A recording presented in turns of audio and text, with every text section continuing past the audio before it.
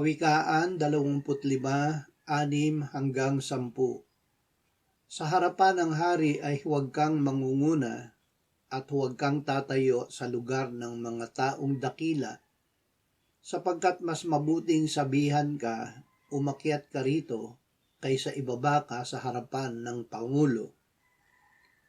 Ang nakita ng iyong mga mata, huwag mo kaagad dalhin sa hukuman, sapagkat anong gagawin mo sa wakas niyon kapag ikaw ay hiniya ng iyong kapwa? Ipaglaban mo ang iyong usapin sa harap ng iyong kapwa at huwag mong ihayag ang lihim ng iba. Baka ang nakakarinig sa iyo ay dalhan ka ng kahihiyan at hindi magwawakas ang iyong kasiraan. Tumayo sa tunay na katayuan.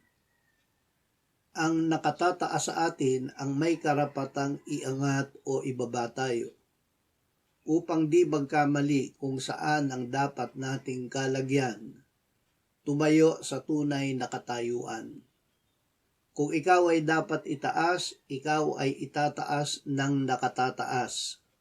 Kung ikaw ay dapat ibaba, ikaw ay ibababa.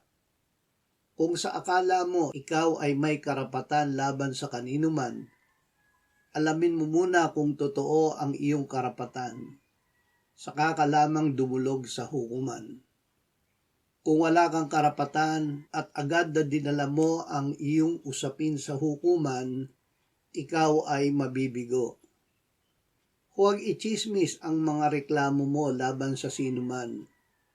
Malalaman ng mga nakakarinig sa iyo ang katotohanan, ngunit hindi sila ang hahatol pabor o laban sa iyo dahil hindi sila ang hukom. Dalhin mo ang reklamo mo hindi sa kung kani-kanino, kundi sa hukom na may kapangyarihang duminig ng usapin.